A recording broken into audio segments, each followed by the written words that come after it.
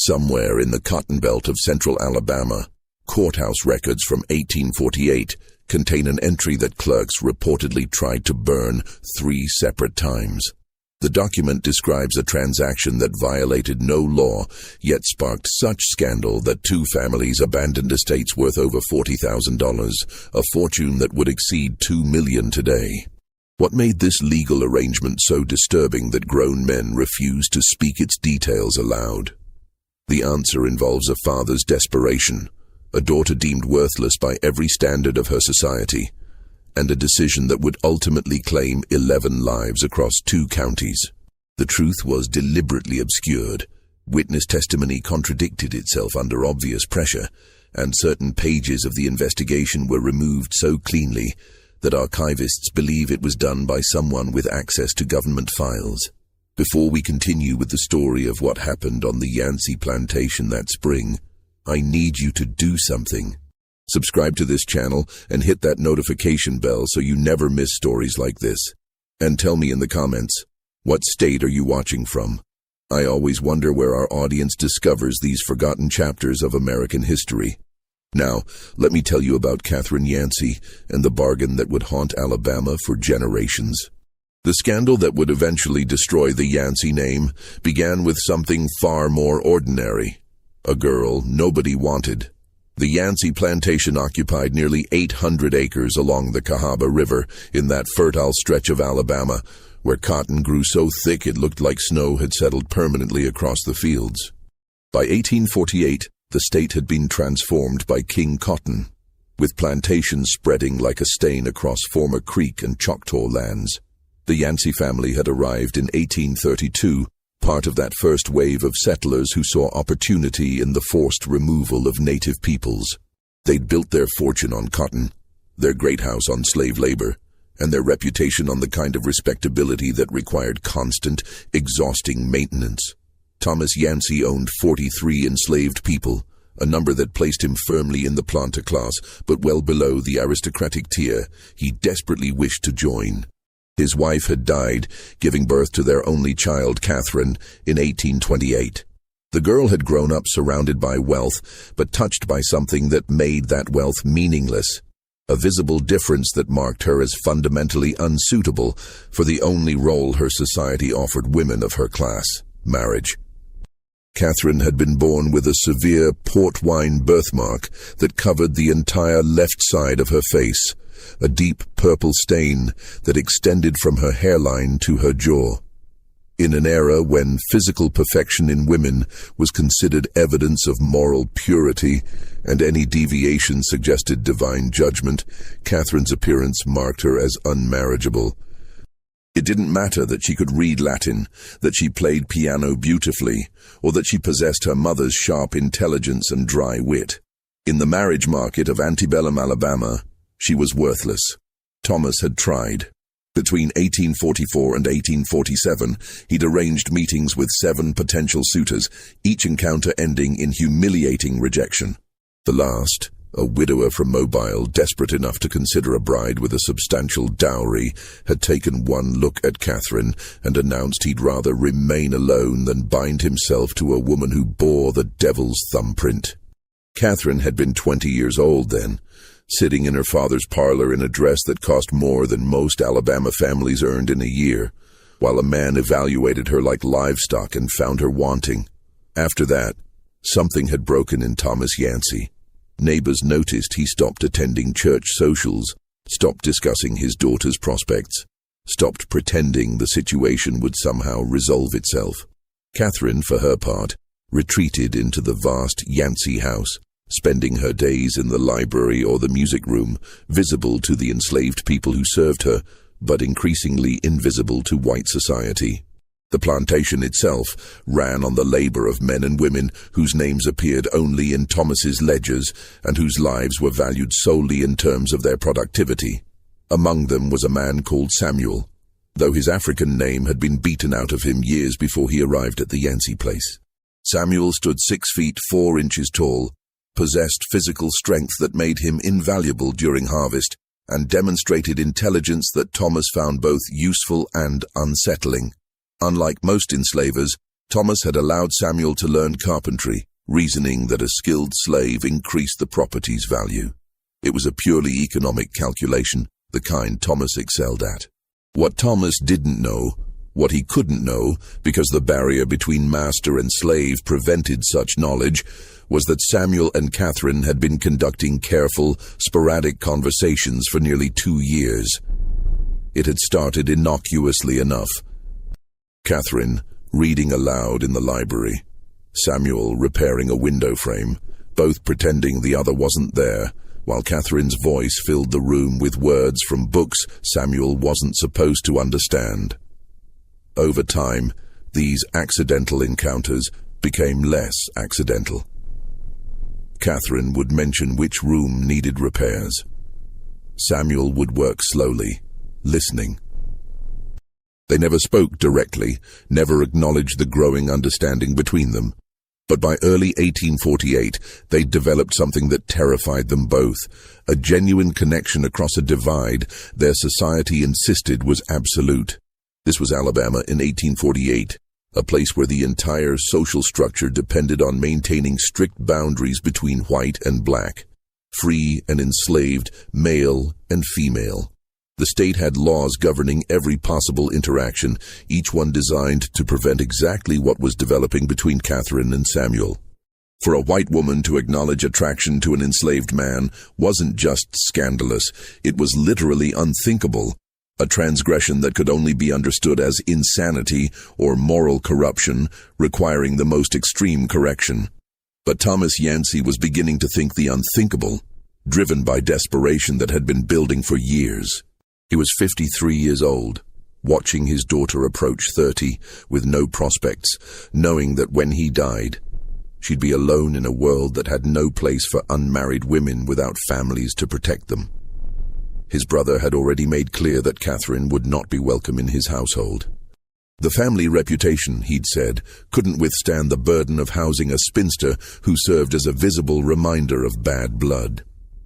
By March of 1848, Thomas had begun staying up late in his study, drinking imported whiskey and reviewing his options. His ledgers told a clear story. The plantation's value resided in his land and his slaves. Catherine would inherit both, but a woman couldn't run a plantation alone. Society wouldn't permit it. And more practically, she'd be prey to every confidence man and scheming overseer in the county. He needed to secure her future, but every conventional path was blocked by her face, by the mark that made her unmarriageable, by the standards of their world. On March 17, 1848, Thomas Yancey called Samuel into his study. This was unusual enough to spark anxiety. Enslaved people were never summoned to the master's private rooms unless punishment was imminent. Samuel entered expecting violence, his body already braced against anticipated blows. Instead, he found Thomas seated behind his mahogany desk, looking exhausted in a way that seemed to go beyond physical tiredness. Thomas studied Samuel for a long moment, and then he spoke words that seemed to come from some other reality, some other world where the fundamental rules didn't apply. He told Samuel that he was going to be freed. Not immediately, but conditionally. The condition was marriage to Catherine. The silence that followed was absolute. Samuel stood frozen, trying to process words that made no sense. White men didn't free slaves. White fathers didn't offer their daughters to enslaved men. These things didn't happen. They couldn't happen within the logical structure of their world. Thomas kept talking, his voice low and methodical, laying out terms like a lawyer drafting a contract, because that's exactly what this was. A contract that attempted to solve an impossible problem through an unthinkable solution. Samuel would marry Catherine in a private ceremony. After the wedding, he would be freed and given papers documenting his status. Catherine would inherit the plantation upon Thomas's death, but Samuel would manage it, giving orders to the same people who'd worked beside him as property. The marriage would give Catherine the social protection of a husband, while giving Samuel something he couldn't otherwise dream of: freedom, land, and power. But there was more. Details that revealed how carefully Thomas had thought this through, how desperately he needed this arrangement to work. The marriage would not be recorded in any public registry. Samuel would take the surname Cunningham, a common enough name that wouldn't draw attention and would be introduced to necessary parties as an overseer from Georgia. The story would be that Thomas had hired him, that Catherine had somehow married this stranger, that everything was normal and proper and explainable. The freed slaves would be told that Samuel had been sold to Georgia because if they knew the truth, if they understood that one of their number had somehow crossed the ultimate boundary and married into the master's family, the social order would collapse. The white community would be told as little as possible, and what they were told would be lies stacked upon lies, each one designed to prevent anyone from looking too closely at an arrangement that violated every unwritten rule of Southern society. Samuel's response when he finally managed to speak was careful. He asked what would happen if he refused. Thomas's answer was simple and devastating. Nothing would happen to Samuel directly, but Thomas would sell him south to the sugar plantations of Louisiana, where enslaved people typically died within 5 years. Then Thomas would find another solution, another enslaved man, someone more desperate or less principled. The offer would be made to someone. What Thomas didn't say, but what Samuel understood immediately, was that this wasn't really about Catherine's protection. This was about Thomas's guilt, his desperate attempt to undo the damage of having brought a daughter into a world that had no mercy for women who didn't meet its narrow standards of acceptability.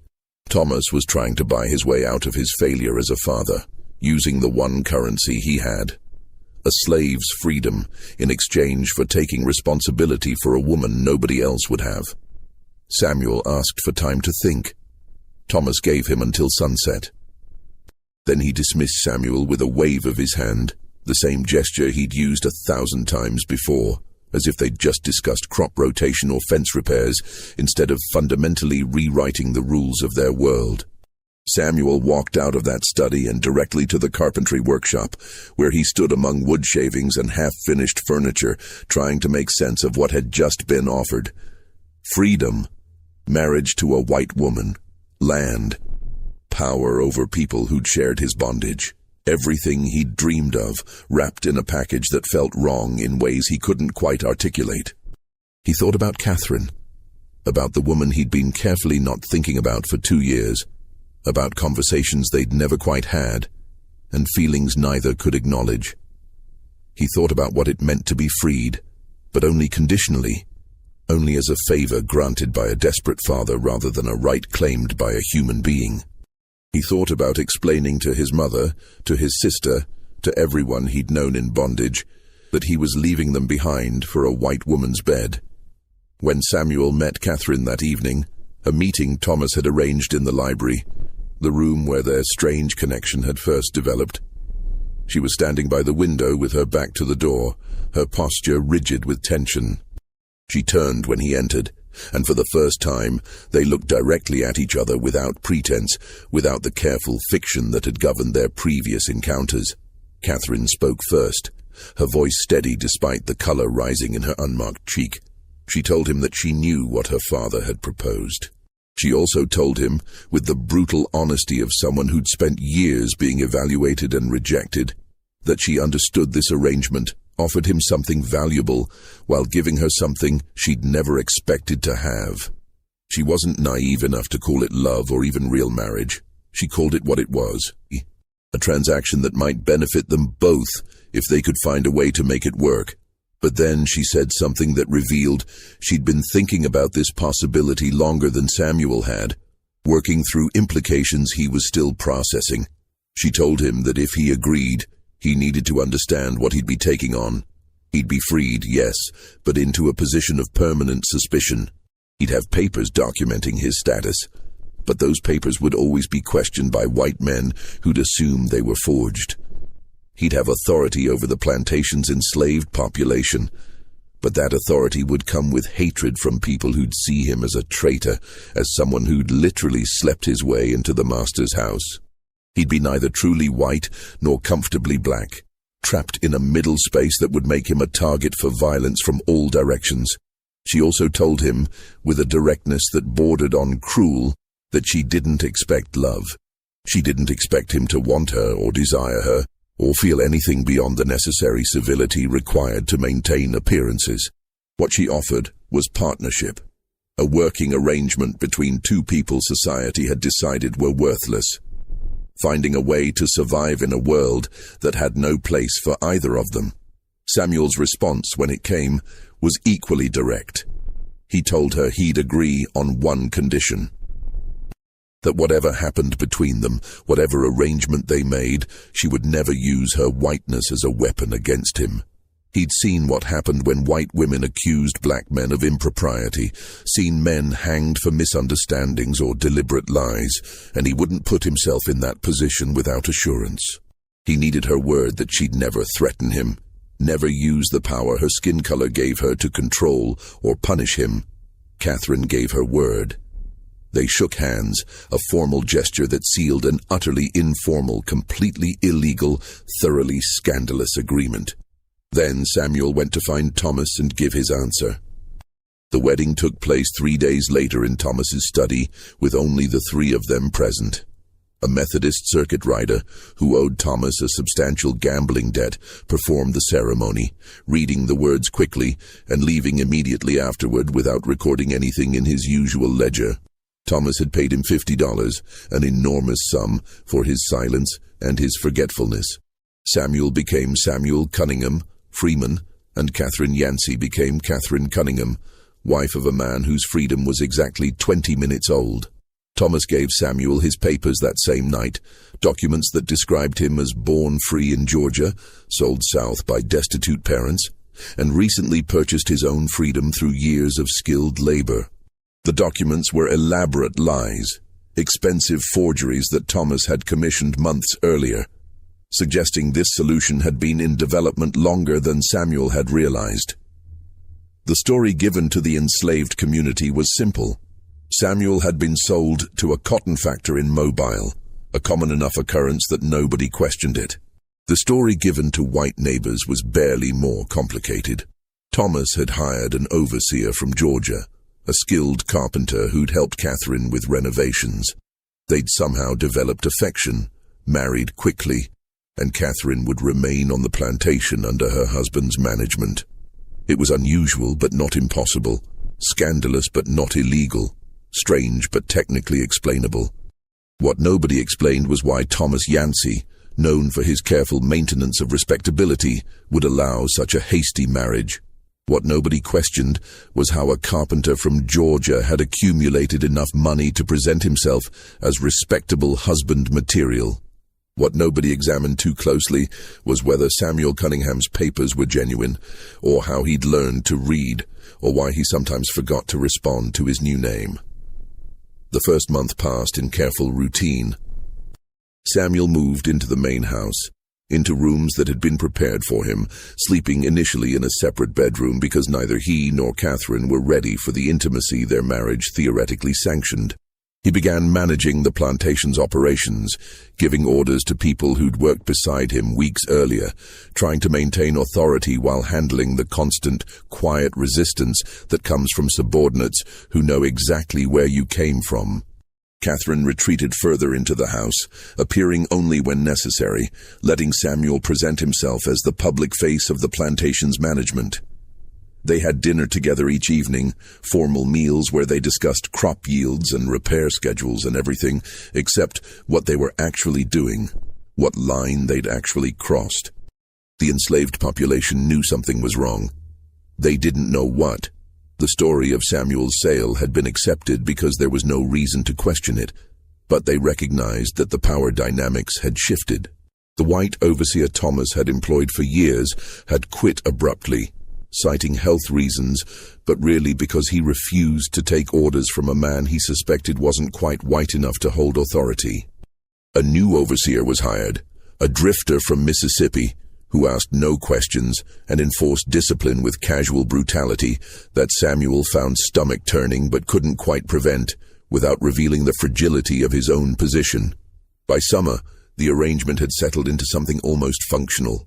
Samuel and Catherine had developed a working partnership that included careful affection, though whether that affection was real or performed, even they couldn't quite determine. They'd begun sharing a bedroom, maintaining appearances for the household staff, who now included 2 enslaved women assigned to Catherine's service. What happened in that bedroom remained private, but servants noticed that Catherine seemed less withdrawn, that she sometimes laughed at Samuel's comments, that she touched his arm when speaking to him in ways that suggested genuine comfort. The plantation was performing well under Samuel's management. He'd implemented several improvements: a new irrigation system, rotating crops on some fields to restore soil quality, reorganizing the work schedules to reduce the brutal punishments the previous overseer had favored. The enslaved population remained wary, but the absence of random violence was creating something that might eventually become grudging respect. But in July, something happened that would ultimately unravel everything Thomas had so carefully constructed. A woman named Dinah, who'd been enslaved on the Yancey plantation for 15 years, asked to speak with Samuel privately. What she told him, in the carpenter's workshop where he still retreated when he needed to think, was that she recognized him. Not just from his time as enslaved labor, she'd known him his entire life. She'd known his mother, who died during a cholera outbreak in 1842. She'd known his sister, who'd been sold south in 1844 to pay Thomas's gambling debts. Dinah told Samuel that she'd been happy to hear he'd been sold to Mobile, had hoped he might find better circumstances there. But then she'd seen him giving orders, had recognized something in his voice or his bearing, had put together pieces that didn't quite fit. She'd realized the Georgia overseer was actually Samuel, somehow transformed from enslaved to free, somehow married to the master's daughter. She didn't know how it happened, but she knew it had. And she knew that other people in the enslaved quarters were starting to notice inconsistencies.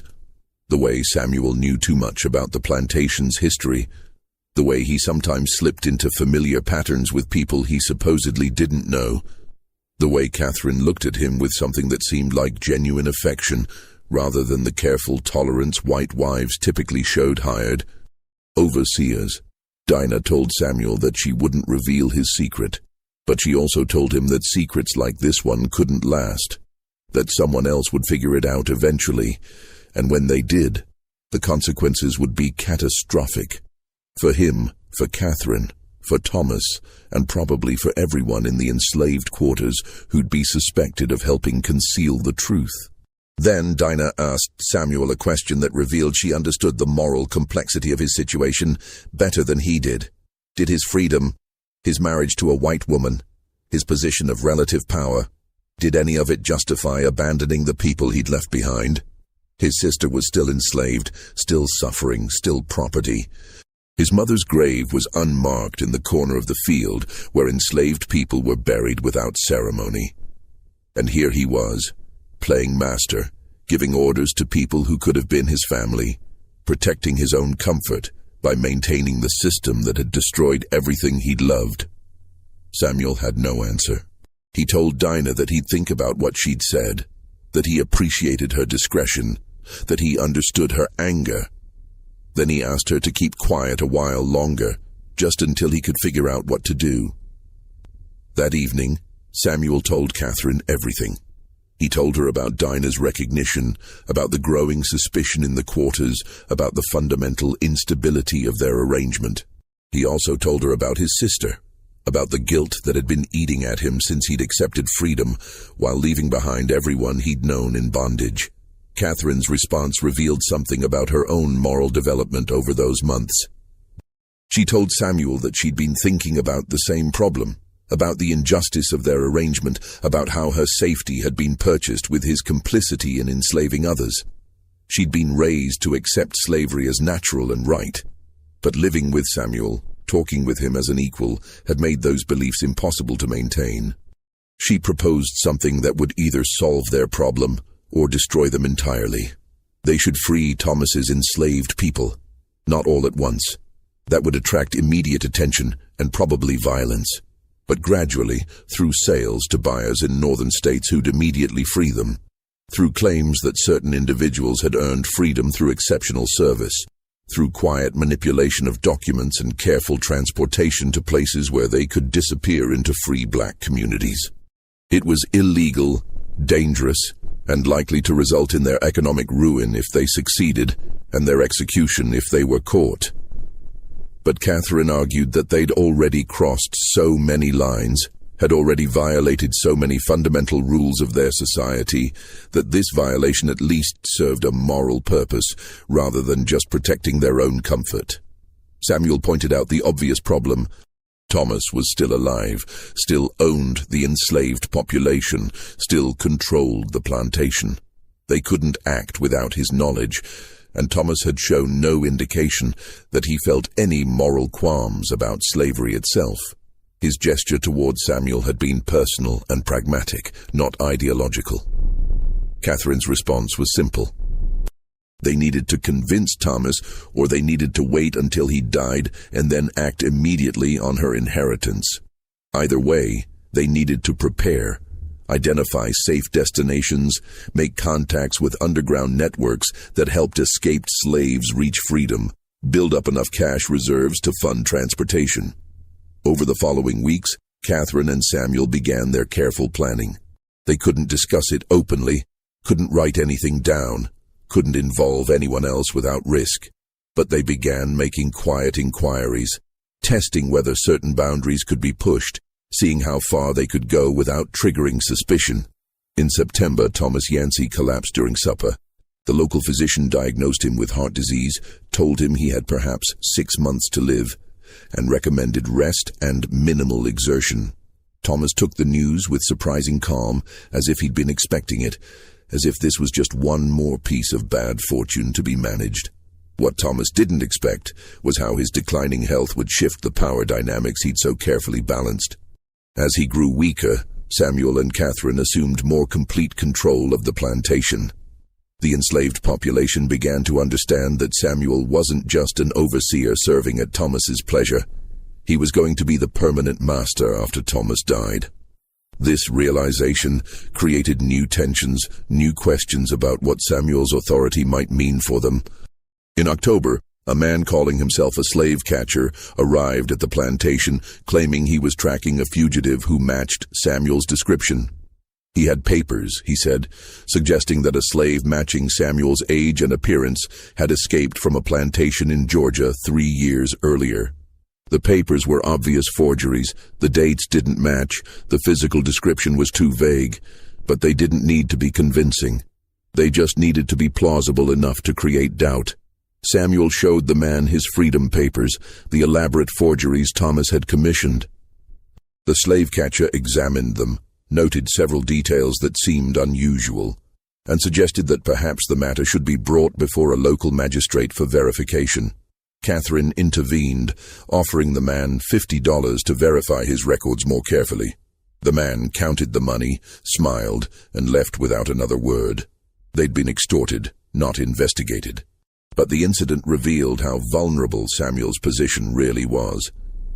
Any white man with minimal creativity could threaten him, could question his papers, could force him to prove his freedom over and over again, while draining their resources through bribes and legal fees. More concerning was what happened next. Word of the slave catcher's visit spread through the white community, carried by the overseer who'd witnessed the confrontation. Suddenly, neighbors who'd previously accepted Samuel as a peculiar but legitimate overseer began asking questions. Where exactly in Georgia had he come from? Why were his freedom papers signed by a notary nobody had heard of? Why did an educated northern abolitionist who visited the plantation in November looking to purchase cotton comment that Samuel's speech patterns seemed more consistent with Alabama upbringing than Georgia origins? The suspicion was still vague, still unformed, but it was growing. Catherine tried to manage it through social engineering, hosting small gatherings, presenting Samuel as her devoted husband, showing that they were proper and respectable and exactly what they appeared to be. But she couldn't control the whispers, couldn't prevent people from noticing that Samuel seemed too comfortable with enslaved people, too familiar with plantation operations, too knowledgeable about local history for someone who'd supposedly arrived only months earlier. In December, Thomas died. His death was peaceful, attended by Catherine and Samuel, witnessed by the physician who diagnosed his heart condition. The funeral was well attended, with neighbors offering condolences to Catherine and cautious courtesy to Samuel. Thomas was buried in the family plot, next to his wife, under a headstone that made no mention of his daughter's scandalous marriage or his final desperate attempt to secure her future. Catherine inherited everything as Thomas's will specified: the plantation, the land, the enslaved people, and all associated property. Samuel, as her husband, assumed legal control of her inheritance under Alabama's coverture laws, which stripped married women of independent property rights. Suddenly, the arrangement Thomas had constructed was fully realized. Samuel, born into slavery, now owned the people he'd lived among, worked beside, and loved as family. The situation was impossible, and getting worse. The enslaved population had figured out at least part of the truth, and they were angry. They understood that Samuel had escaped bondage through marriage to a white woman while leaving them behind in chains. Some saw him as a traitor, others as someone to be pitied for the impossible position he'd been maneuvered into, but none trusted him. The white community's suspicion had crystallized into active investigation. A group of neighboring planters had hired a lawyer to examine Samuel's freedom papers and Catherine's marriage records, looking for irregularities that might void the arrangement and allow them to claim the plantation through various legal mechanisms. The scrutiny was supposedly about protecting community standards, but it was really about wealthy white men not wanting to accept a black man, freed or not, controlling land and enslaved people. In January of 1849, Catherine made a decision that she hadn't discussed with Samuel, that he never would have approved if she had. She began quietly selling enslaved people to a Quaker merchant from Pennsylvania who'd contacted her after Thomas's death, expressing interest in purchasing field hands for a manufacturing operation in the north. The merchant was part of an underground network that freed purchased slaves immediately upon arrival in Pennsylvania. The merchant's name was Josiah Fletcher, and he'd been doing this work for 7 years, moving through the South with legitimate business credentials that allowed him to purchase enslaved people without arousing suspicion. He'd heard about the Yancey plantation through networks that existed beneath the surface of normal commerce, whispered recommendations from other abolitionists, coded messages in northern newspapers, information passed between free black communities who tracked which white Southerners might be sympathetic to their cause. Fletcher's initial contact with Catherine came through a carefully worded letter discussing industrial labor needs and the quality of Alabama field workers. Catherine understood immediately what he was really offering. She responded with equal care, using language about workers seeking new opportunities and arrangements that might benefit all parties. They met once in late December in the parlor of a Montgomery boarding house where Catherine had claimed to be visiting a sick aunt. Fletcher laid out his terms clearly. He would pay market rates for enslaved people, provide legitimate bills of sale, and transport them north through a series of safe houses that would eventually deliver them to Pennsylvania as free people. The risk was enormous. If discovered, Catherine would face charges of slave stealing, a crime that carried the death penalty in Alabama. Fletcher would be imprisoned or killed, and the freed people would be returned to slavery, probably under much worse conditions than before. But Fletcher told Catherine something that stayed with her. In 7 years of this work, he'd freed over 200 people. Not one had been recaptured. The network was careful, experienced, and committed. Catherine sold 3 people in January, a young couple named Peter and Rachel's brother Marcus. She told them what was happening on the night before Fletcher arrived to collect them. Rachel had cried, not from sadness, but from disbelief that freedom might actually be possible. Peter had asked Catherine why she was doing this, what she gained from destroying her own wealth. Catherine's answer was simple: I can't keep doing what my father did. I just can't. The sales were documented as transfers to a cotton operation in Mississippi. Catherine showed Samuel falsified bills of sale afterward, claiming she'd needed to raise cash for plantation expenses. Samuel accepted the explanation because he wanted to believe it, because questioning Catherine too closely meant acknowledging what he suspected she might be doing. In February, Catherine sold 5 more people, including Dinah. This sale was different because Dinah knew the truth about Samuel's origins, because losing her meant losing the one person in the enslaved community who understood the full complexity of their situation. Catherine met with Dinah the night before Fletcher came, in the kitchen house after midnight, and told her everything about the network, about Pennsylvania, about the freedom waiting at the end of a terrifying journey north. Dinah's response surprised Catherine. She wasn't grateful or relieved. She was angry. She told Catherine that freedom for a handful of people didn't change the fundamental evil of the system, that selling some while keeping others was just choosing who to save and who to abandon. She asked Catherine what gave her the right to decide who got freed first, who had to wait, who might never get chosen at all. Catherine had no good answer.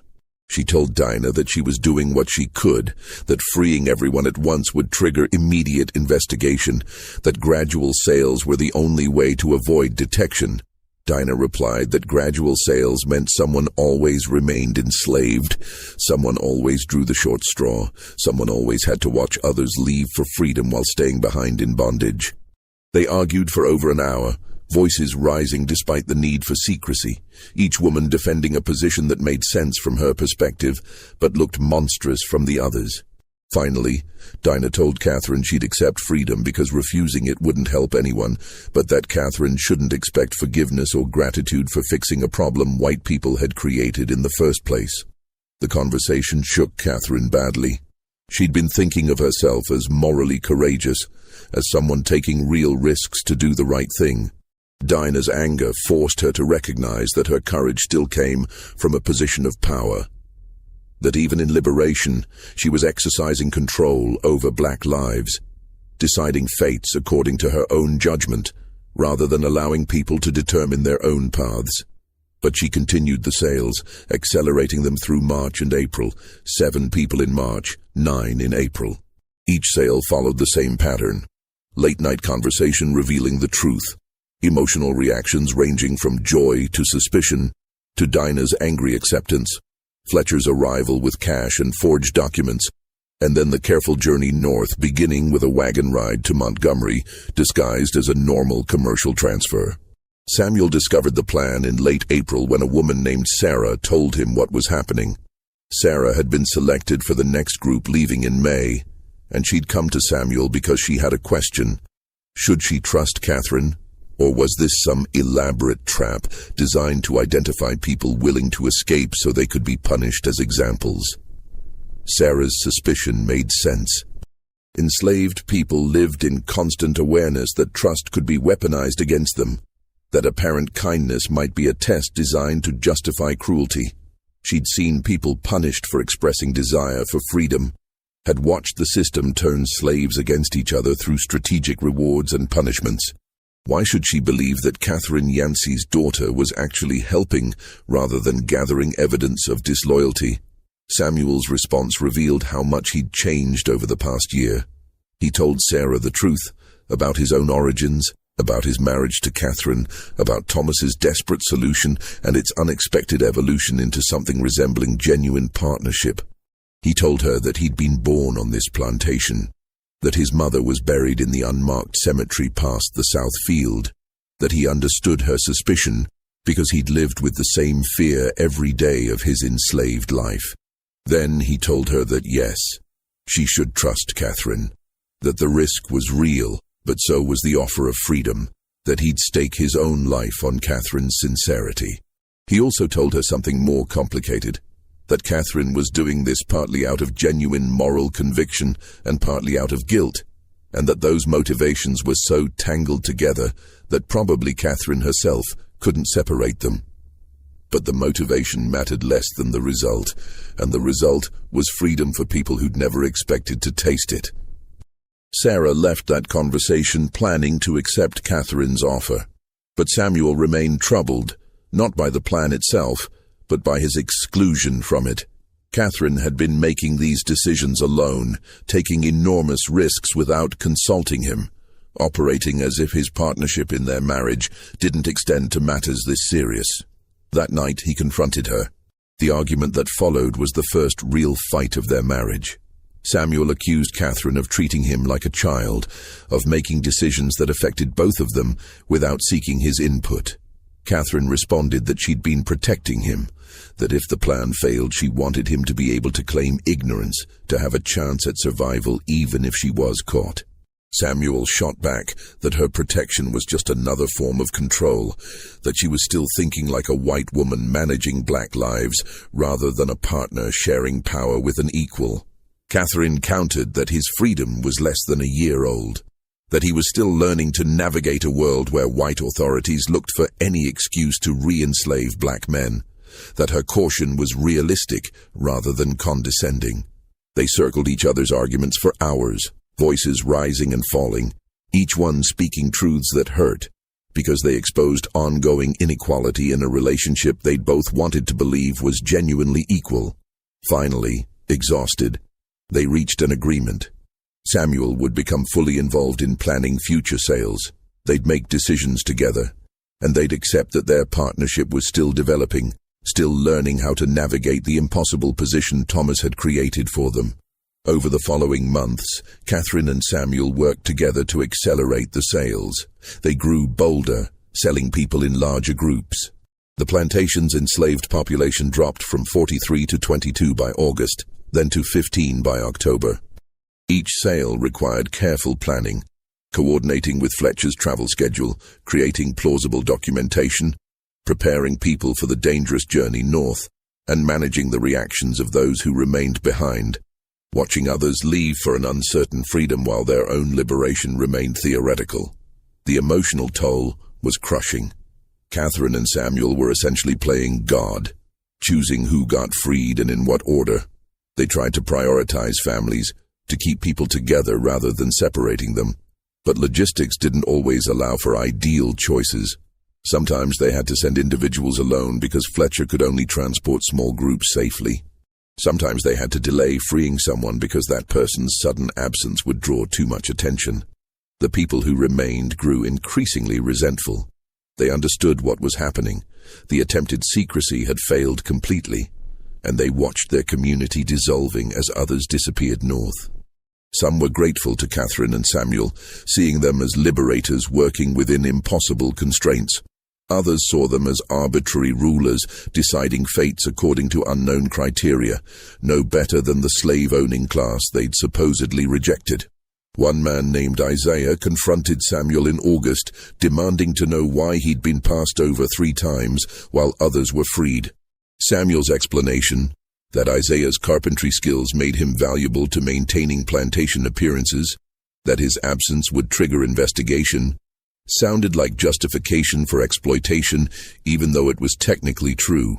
Isaiah responded that freedom delayed was freedom denied, that staying enslaved to protect someone else's liberation was just another form of sacrifice demanded from black people for white people's benefit. Samuel had no counter-argument because Isaiah was right. The strategic necessities of their plan required some people to remain enslaved longer while others went free. That reality was unjust even when it was necessary, harmful even when it was unavoidable. All Samuel could offer was a promise. Isaiah would be in the next group leaving, regardless of the risk to their cover story. But promises became harder to keep as external pressures mounted. The neighboring planters had noticed the declining workforce, had noticed that a plantation that size couldn't function profitably with only 15 enslaved workers. The lawyer they'd hired to investigate Samuel's freedom papers shifted focus to Catherine's sale records, trying to determine where the enslaved people were actually going. The lawyer's name was Harrison Griggs, and he was thorough. He started requesting documentation from the buyers Catherine had listed on her bills of sale. Most were fictitious, names attached to fabricated operations in Mississippi and Georgia. When those buyers failed to respond to inquiries, Griggs began visiting the plantations Catherine claimed to have sold to, discovering that none of them had purchased workers from the Yancey estate. By October, Griggs had assembled enough evidence to approach county authorities. He presented documentation showing that Catherine Yancey Cunningham had falsified sale records for at least 28 enslaved people, claiming to sell them to buyers who didn't exist or who denied purchasing anyone from her estate. The implication was clear. The enslaved people had either been freed illegally or they'd escaped with Catherine's help, or both. The sheriff initially hesitated to pursue the case. Catherine was white, from an established family, and technically within her rights to sell her property. But Griggs pointed out that falsifying sale records constituted fraud, that aiding fugitives violated federal law, and that Catherine's actions threatened the entire economic structure of the cotton economy. If white property owners could simply free their slaves without consequence, the whole system collapsed. More damaging was the rumor Griggs carefully spread through white society, that Catherine hadn't just freed enslaved people, she'd done it because her marriage to Samuel Cunningham had corrupted her racial loyalty. She'd betrayed her class and race by marrying a man Griggs strongly suspected wasn't actually born free, and now she was compounding that betrayal by destroying white wealth to benefit black freedom. The argument was explicitly about protecting white supremacy, and it worked, because that's what the system was designed to protect. The pressure intensified through October. Catherine and Samuel knew they were running out of time. They accelerated their plans, arranging for Fletcher to return in early November for a final large group. They would free the remaining 15 people all at once, then flee north themselves before authorities could move against them. But they'd waited too long. On November 11th, one of the enslaved people Catherine had freed 8 months earlier was recognized by a slave catcher in Philadelphia. The man, named Benjamin, had been living openly as a free worker in a textile mill, using papers Fletcher's network had provided documenting his birth as a free person in New York. But the slave catcher had been specifically looking for fugitives from Alabama, working from descriptions provided by Griggs, who'd suspected that freed slaves from the Yancey plantation might surface in northern cities. Benjamin was arrested, questioned, and threatened with return to slavery under the Fugitive Slave Act. The interrogation was brutal, hours of threats and manipulation designed to break his resistance. Eventually, terrified and believing he had no choice, Benjamin revealed that he'd been freed by Catherine Cunningham of Alabama, that she'd sold him to a Quaker merchant who'd transported him north and given him freedom. The information traveled back to Alabama within days, carried by Griggs himself, who'd gone to Philadelphia specifically to verify his suspicions. He returned with Benjamin's signed statement, with descriptions of the Quaker merchant, and with enough evidence to secure arrest warrants for Catherine and Samuel on charges of slave stealing, conspiracy to aid fugitives, fraud, and violation of the Fugitive Slave Act. On November 18, 1849, Sheriff James Hartwell arrived at the Yancey plantation with a warrant for Catherine's arrest. Samuel was named as a co-conspirator. They had 3 hours to gather evidence for their defense before being transported to the county jail. The sheriff brought 4 deputies with him, expecting resistance or escape attempts. Instead, he found Catherine and Samuel sitting in the parlor, as if they'd been waiting for this moment. Catherine was reading. Samuel was reviewing crop reports. They both looked up when Hartwell entered, and neither seemed surprised. Hartwell read the charges aloud, his voice carrying the formal tone required by law, but also something else, a note of discomfort that suggested even he found this arrest troubling despite its legality. When he finished, Catherine asked a single question. "May we have time to put our affairs in order?" Hartwell granted them 3 hours, a courtesy he later claimed was standard procedure, but which actually reflected his ambivalence about arresting a white woman from an established family. He stationed deputies at all exits to prevent escape, then waited in the entrance hall while Catherine and Samuel prepared for imprisonment. They used those 3 hours with strategic precision. First, they burned documents. Catherine had kept careful records of everyone she'd freed, names, dates, destinations, and contacts in Fletcher's network. She fed these papers into the parlor fireplace one by one, watching decades of evidence turn to ash. Samuel destroyed correspondence with Fletcher, letters that would have identified other abolitionists in the network, anything that might lead authorities to the people they'd already freed or to others still working to undermine slavery. While documents burned, they also wrote letters. Catherine composed a message to Fletcher, warning him not to return to Alabama, that the network had been compromised. Samuel wrote to contacts in Pennsylvania, explaining what had happened and requesting help for the 15 people still on the plantation. These letters would be smuggled out by Sarah, who'd been assigned to serve Catherine until the sheriff arrived, who'd watched everything with wide eyes and finally understood that Catherine and Samuel had never planned to escape. Then Catherine did something that would shape how this story was remembered. She wrote a detailed confession. She titled it, A True Account of Events at the Yancey Plantation, 1848-1849, and she filled 16 pages with everything.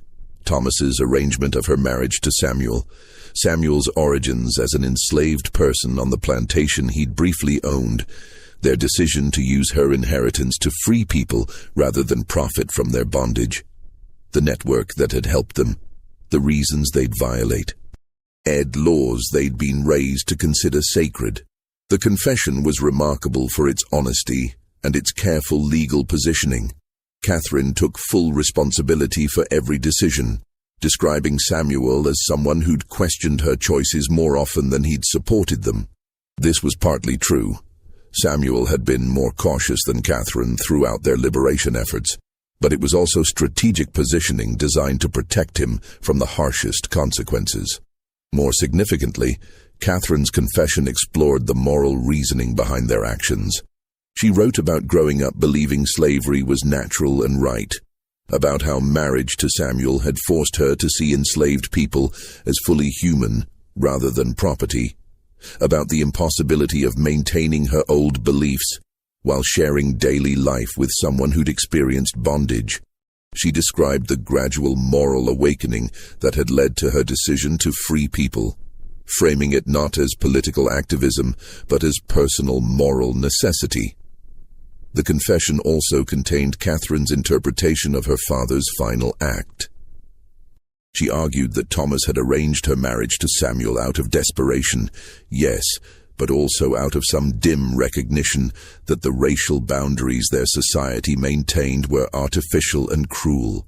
By giving his daughter to an enslaved man and freeing that man through marriage, Thomas had performed a revolutionary act, even if he hadn't fully understood its implications.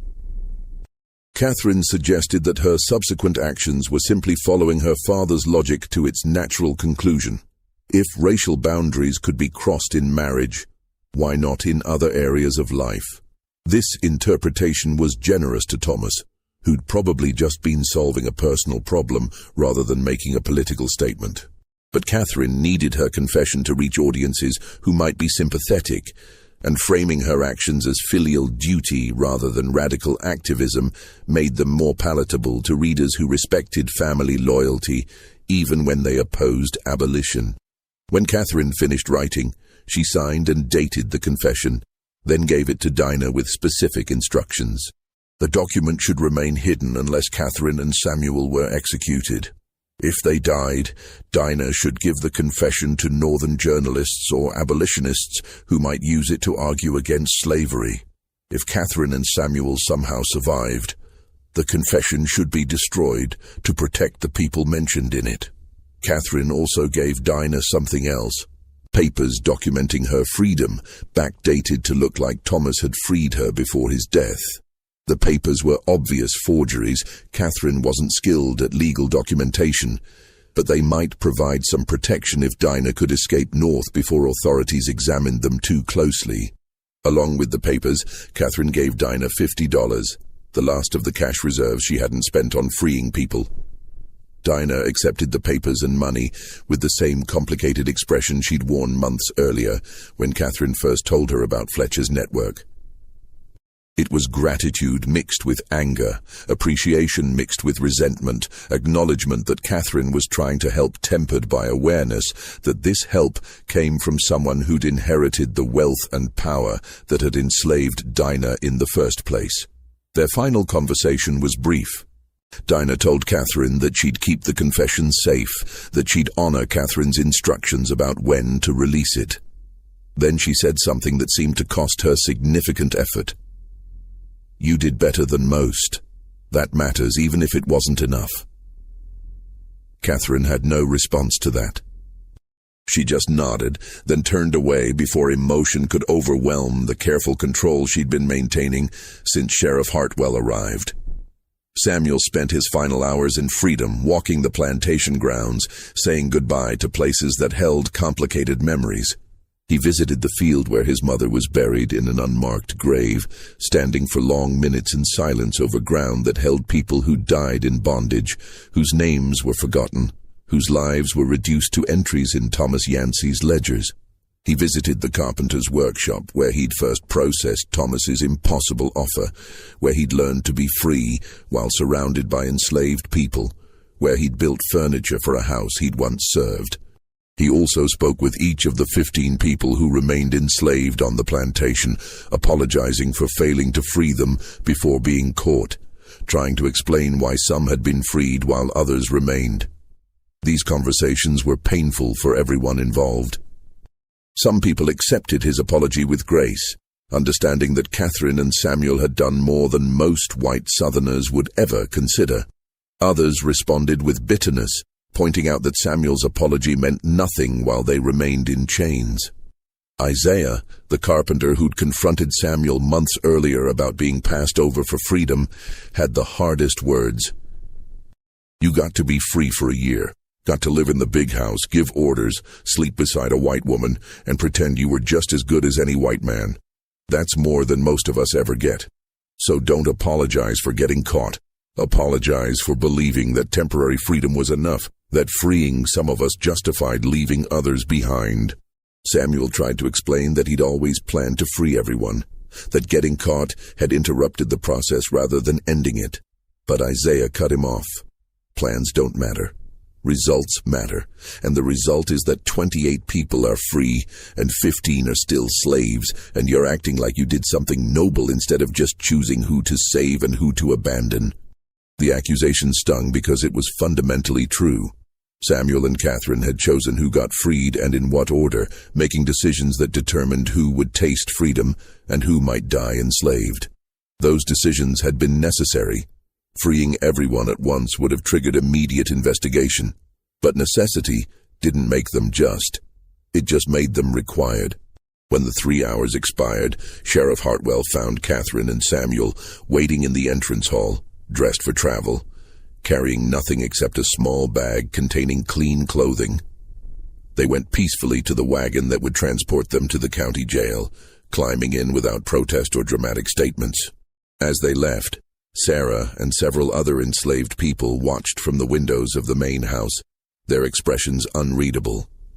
The county jail was a squat brick building in the center of town, built to house criminals awaiting trial.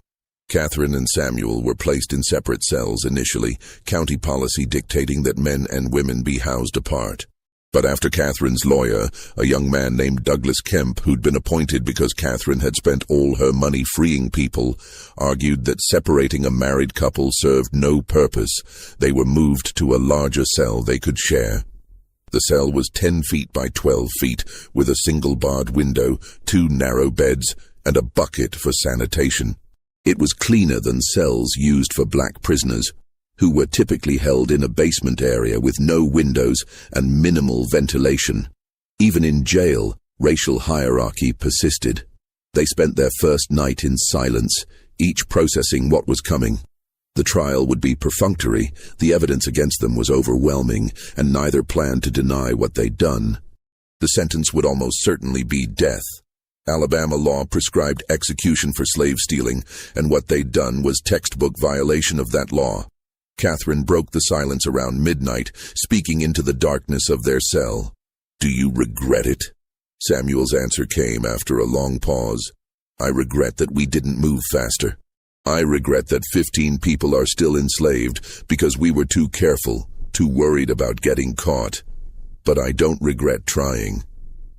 They talked through the night, reviewing decisions and choices, examining paths not taken. They discussed whether they should have freed everyone immediately after Thomas's death, accepting the certainty of quick capture in exchange for complete liberation. They discussed whether Samuel should have refused Thomas's original offer, remained enslaved, perhaps attempted escape north rather than accepting freedom through marriage.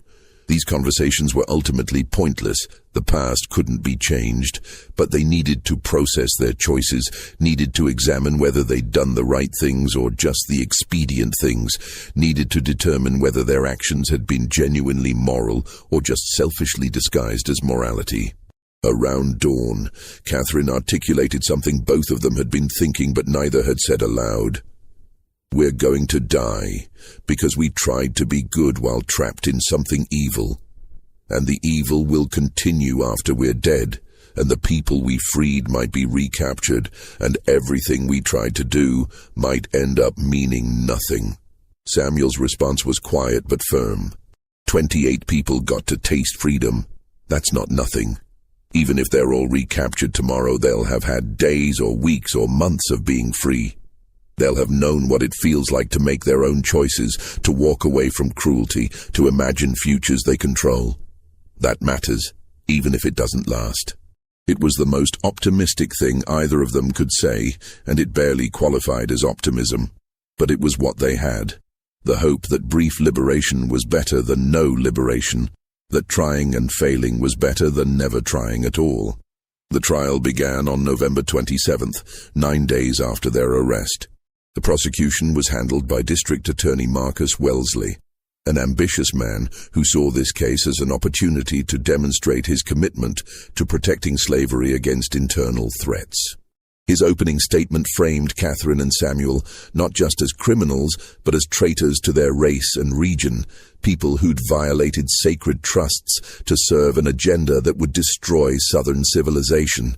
Wellesley's case was straightforward and devastating.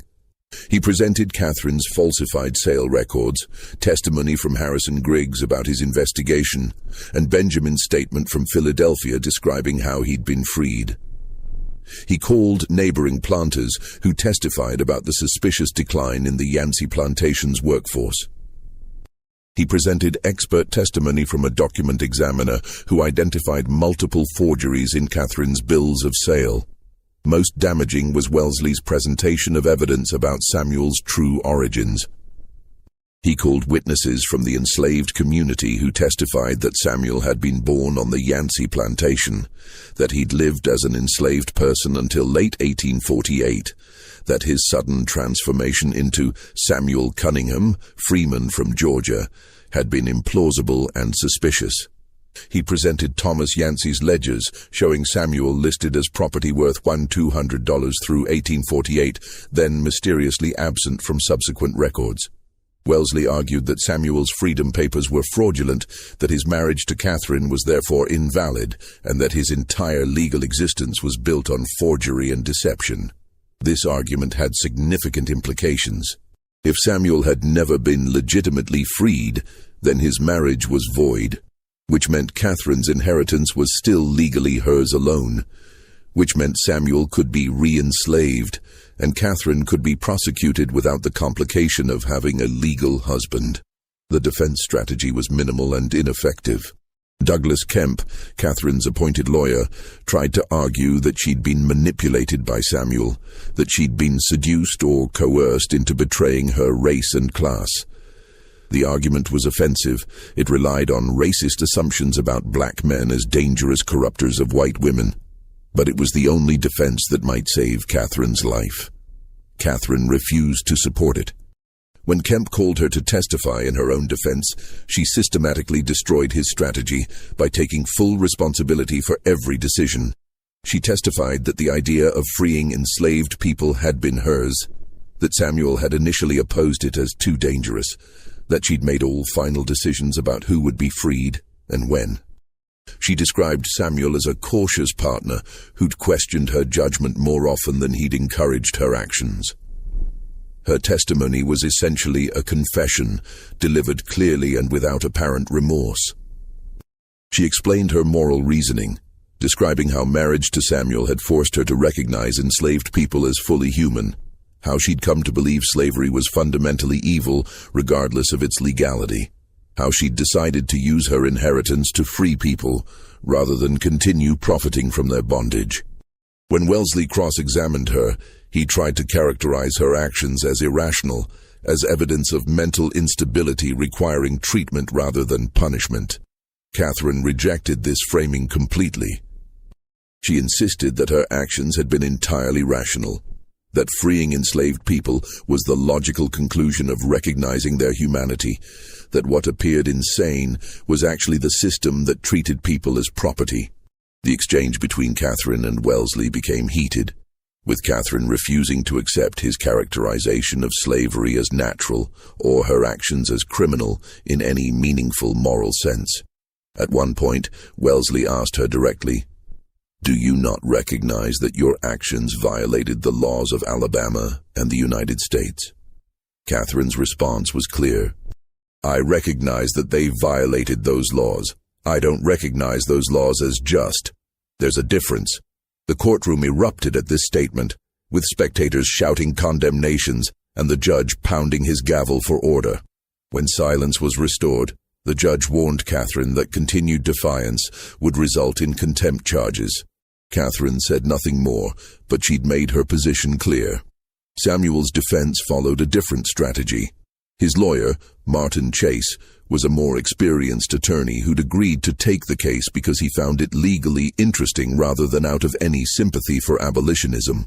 Chase argued that Samuel had been legitimately freed by Thomas Yancey, that his marriage to Catherine was therefore legal, and that he bore no responsibility for Catherine's subsequent actions beyond failing to prevent them.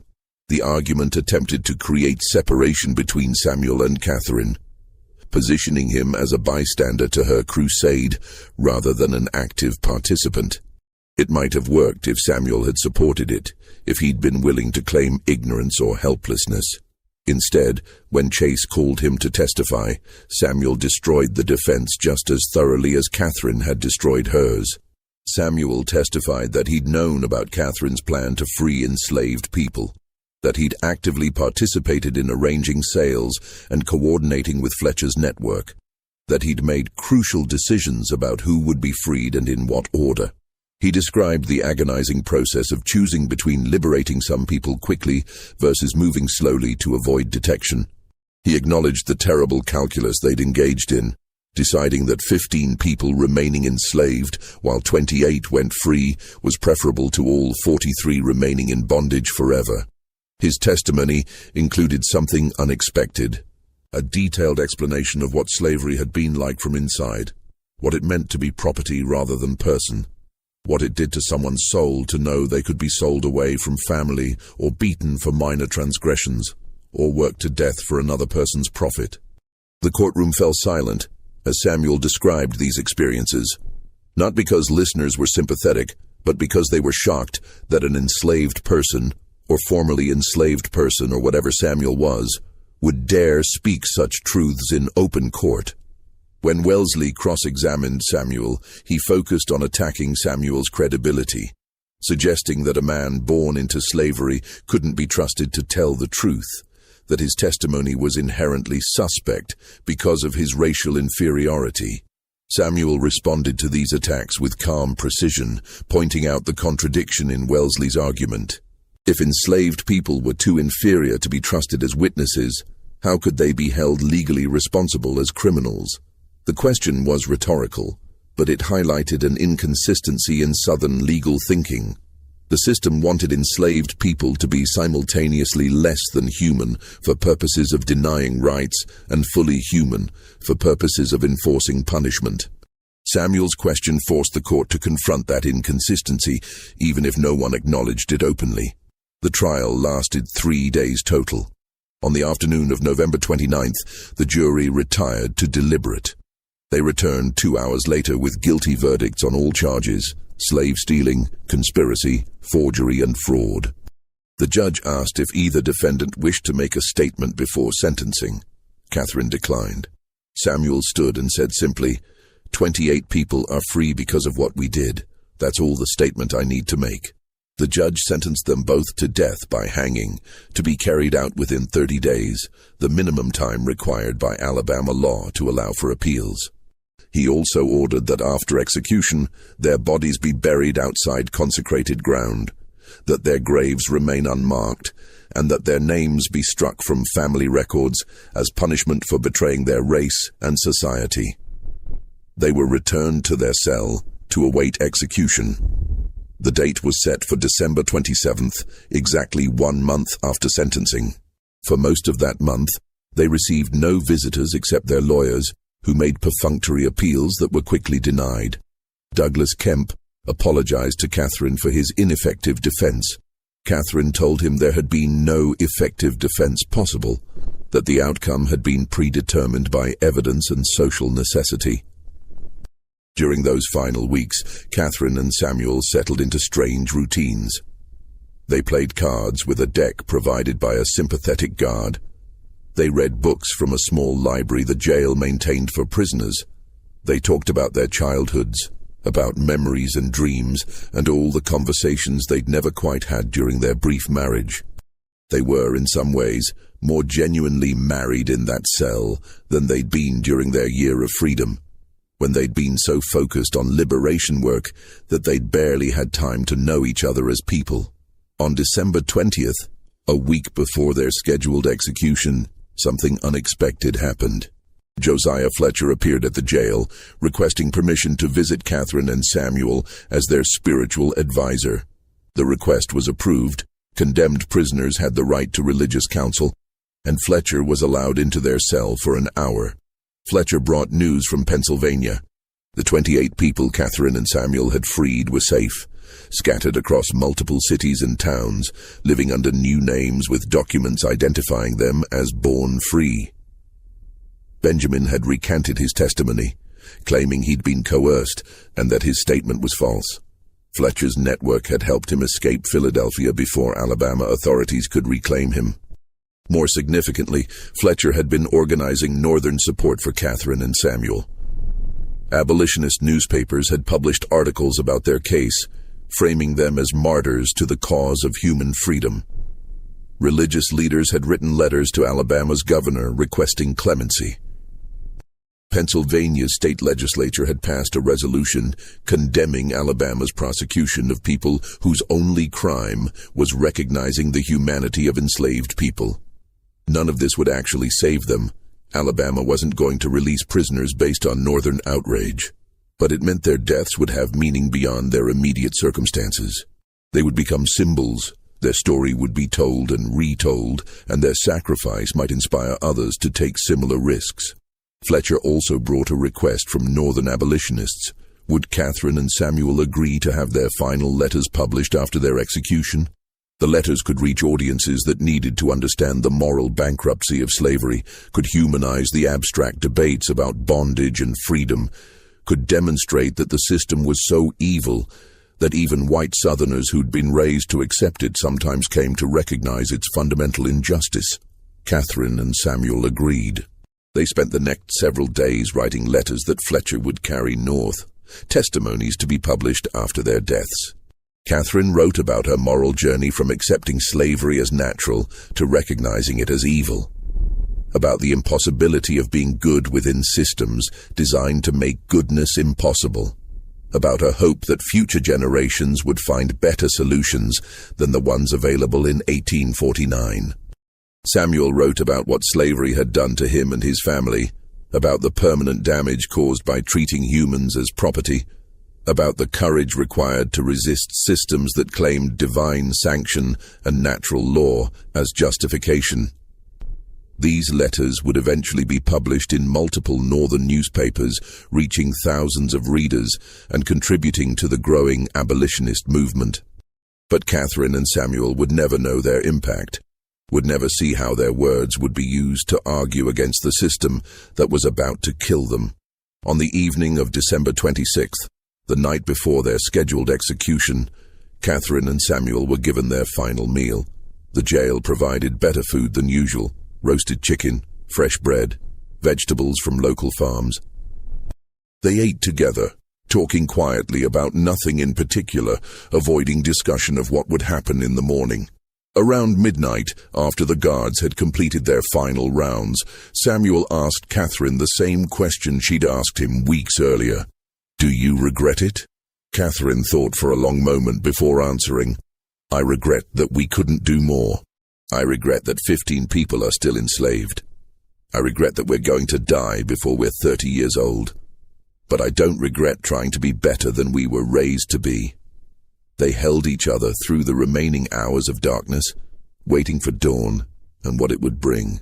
At dawn on December 27th, guards came to prepare them for execution. But what happened next remains disputed, buried in contradictory evidence and official reports that don't align with witness testimony. The official record states that Catherine and Samuel were found dead in their cell at sunrise, having consumed poison smuggled into the jail sometime during the previous evening. The jail physician examined their bodies and concluded they died from arsenic poisoning, probably administered in wine that had been delivered as part of their final meal. But several elements of this official narrative don't quite make sense. The wine had been inspected by guards before being delivered, and none reported noticing anything unusual. The bodies showed signs of arsenic poisoning, severe stomach pain, vomiting, convulsions, but also showed bruising consistent with physical struggle. The cell door was found unlocked, which shouldn't have been possible if they died by their own hand. Unofficial accounts, whispered among jail workers and eventually recorded by a northern journalist who investigated the case years later, tell a different story. These accounts suggest that Catherine and Samuel were killed by county officials who wanted to avoid the spectacle of publicly hanging a white woman for the crime of freeing slaves. A public execution would have attracted attention, would have required officials to explain exactly what crime justified Catherine's death, would have forced the community to confront the moral implications of executing someone for acting on conscience rather than self-interest. Poison in the cell was cleaner, easier to explain, and allowed authorities to present Catherine and Samuel's deaths as voluntary rather than state-sanctioned murder. It preserved the fiction that they'd recognized the evil of their actions and chosen death over public shame. A third theory, supported by fragmentary evidence and persistent rumors, suggests that outraged citizens broke into the jail and killed Catherine and Samuel before official execution could occur. This theory is based on witness reports of unusual activity around the jail on the night of December 26th, of men gathering in small groups and dispersing quickly when questioned, of guards who seemed unusually distracted during their final rounds. This version suggests vigilante justice, private revenge carried out by people who believed Catherine and Samuel deserved worse than official execution. The bruising on their bodies, the unlocked cell door, the conveniently timed suicide, all these elements support this interpretation. The truth is probably some combination of these theories, a messy reality that official records had to simplify into a clean narrative. What's certain is that Catherine and Samuel died in that cell on December 27, 1849, and that their deaths were presented as voluntary suicides to avoid complications that would follow from more honest accounting. Their bodies were buried that same day before sunset in unmarked graves outside the county cemetery. The location was deliberately obscured. No one wanted their graves to become pilgrimage sites for abolitionists or rallying points for people who might sympathize with their cause. The few people who attended the burial were sworn to secrecy about the exact location. The 15 enslaved people who remained on the Yancey plantation when Catherine and Samuel were arrested were sold at auction to settle the estate's debts. The auction occurred on January 4, 1850. Less than 2 weeks after Catherine and Samuel's deaths. The people were sold individually, rather than as families, scattered across multiple buyers, their fates unknown and unrecorded. But the 28 people Catherine and Samuel had managed to free remained free. Pennsylvania authorities refused to cooperate with Alabama's attempts to recover them, citing technical problems with extradition requests. Fletcher's network helped them establish new identities and find work in northern cities. Some eventually joined the abolitionist movement, speaking publicly about their experiences in slavery and their liberation through Catherine and Samuel's efforts. Their testimonies contributed to the growing northern opposition to slavery, providing human faces to abstract political debates. Dinah, who'd received freedom papers from Catherine, made it north safely. She settled in Philadelphia, working as a seamstress and eventually marrying a freeman who'd been born in New Jersey. She kept Catherine's confession hidden for 30 years, exactly as instructed. In 1879, she gave it to William Lloyd Garrison, Jr., a journalist investigating the history of slavery in Alabama. Garrison published excerpts in his newspaper, causing a brief scandal and renewed debate about the Yancey case. The confession's publication prompted several responses. Some northern readers praised Catherine and Samuel as martyrs to human dignity. Some southern readers dismissed the confession as abolitionist propaganda, claiming it was fabricated or heavily edited to serve political purposes. Historians debated its authenticity, questioning whether anyone could really have crossed so many boundaries in pursuit of something resembling justice. But the confession's core details aligned with other evidence: trial testimony, courthouse records, witness statements. The basic facts were undisputed. Catherine Yancey had married an enslaved man freed by her father, had inherited a plantation, and had used that inheritance to free people rather than profit from their bondage. She and her husband had been caught, tried, and executed. The moral interpretation of these facts remained contested, but the facts themselves were real. The Yancey plantation was sold at auction in February 1850. The buyer was a cotton merchant from Mobile named Charles Thornbury, who transformed it into one of the largest operations in the county. Thornbury worked the land hard, purchasing additional enslaved people and maximizing cotton production.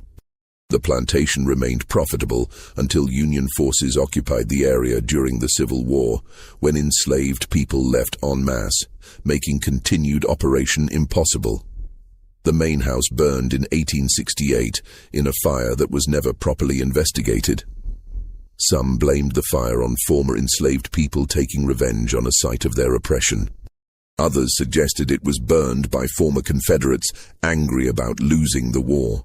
The real cause was probably mundane, electrical problems or abandoned stoves, but the symbolic interpretations persisted.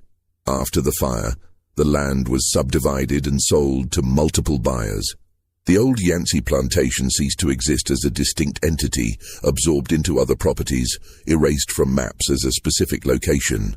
The places where Catherine and Samuel had lived, where they'd made their impossible marriage work, where they'd planned liberations and watched some people go free while others remained behind. All of it was plowed under, built over, forgotten by everyone except historians and descendants of the people whose lives had been briefly transformed by two people's desperate attempt to be good within ASE. Istum, designed to make goodness impossible. Today, nothing marks where Catherine and Samuel are buried. Nothing marks where Thomas constructed his desperate solution to Catherine's unmarriageability. Nothing marks where 15 people were freed through illegal sales before the system caught up with them and reasserted its control. The land holds no memorials, no historical markers, no acknowledgement that any of this happened. The story survives only in fragments. Catherine's confession in a Massachusetts historical society, trial testimony in courthouse records that are difficult to access and rarely examined, whispered family histories among descendants of people who were freed or who remained enslaved. Most Americans have never heard of Catherine Yancey or Samuel Cunningham, have no idea that someone once tried to solve the problem of slavery through marriage and liberation rather than through politics and war. But the people they freed remembered. Descendants of those 28 people carried stories forward through generations, telling children and grandchildren about the white woman who'd given up everything to free black people, about the freed slave who'd briefly become a master and then used that position to liberate others. These stories got simplified and mythologized over time, but they preserved the core truth. Some people chose to resist slavery even when resistance meant death, chose to be good even when goodness was illegal, chose to cross boundaries even when society insisted those boundaries were absolute and natural and divinely ordained. The moral of the story, if there is a moral, remains unclear. Catherine and Samuel tried to solve an impossible problem and failed. Most people they tried to help remained enslaved. They themselves were caught and killed. The system they'd tried to undermine continued for 16 more years until military force finally broke it. Their sacrifice changed almost nothing in immediate practical terms. But maybe that's not the right way to measure moral action. Maybe trying to be good matters even when it fails. Maybe choosing resistance over complicity means something even when resistance is futile. Maybe crossing boundaries that shouldn't exist is valuable even when society punishes you for it. Maybe 28 people tasting freedom is worth 2 people's lives, even if the 28 couldn't have chosen that trade themselves. Or maybe the whole story is just tragedy. 2 people trapped in impossible positions, making desperate choices that hurt almost everyone involved, dying without solving anything. Maybe there's no moral, no lesson, just the historical fact that these events happened and then were forgotten, survived only in documents most people never read, and stories most people never hear. What remains certain is that the lines Thomas Yancey tried to cross between enslaved and free, black and white, property and person, are still being negotiated, still causing pain, still requiring choices that shouldn't have to be made. Slavery ended, but its consequences persist. The boundaries were legally abolished, but they survive in practice. The system was officially dismantled, but its logic continues to shape how Americans think about race, power, and human value. Catherine and Samuel crossed those lines briefly, paid for that crossing with their lives, and left behind a record that some people tried to destroy while others tried to preserve. Their story didn't change history, but it reveals something about what history was, about the human costs of systems that treated some people as property, about the impossibility of being innocent within structures designed to distribute guilt widely, about the courage required to choose resistance when survival demands complicity. Perhaps that's enough. Perhaps we can't ask more from history than that it show us what people did when trapped in impossible situations, show us the choices they made and the consequences they faced, show us the boundaries they tried to cross and the prices they paid for crossing. Catherine and Samuel tried to be better than they were raised to be. They failed more than they succeeded. They died young and scared and probably full of regrets. But they tried. And that trying is worth remembering, even when we can't quite determine what it means or whether it mattered, or if any of us would have the courage to make similar choices when faced with similar circumstances. What do you think about this story? Do you believe everything was revealed? The historical record is incomplete. Documents were destroyed, and different people remembered events differently. Maybe there are pieces we'll never know, truths that died with Catherine and Samuel, secrets buried in unmarked graves outside a county cemetery whose exact location has been forgotten. If you're intrigued by these forgotten chapters of American history, stories that complicate our understanding of the past and force us to confront uncomfortable truths about systems we've inherited, then subscribe to this channel and hit that notification bell. Share this video with someone who appreciates history that doesn't fit neat moral categories, who understands that the past was messy and complicated and full of people trying to navigate impossible choices. Leave a comment telling me what you think. Did Catherine and Samuel make the right choices, or were they doomed from the start by agreeing to participate in Thomas's desperate scheme? I read every comment, and I'm genuinely curious how different people interpret these events. See you in the next video, where we'll explore another dark corner of American history that most people have never heard about.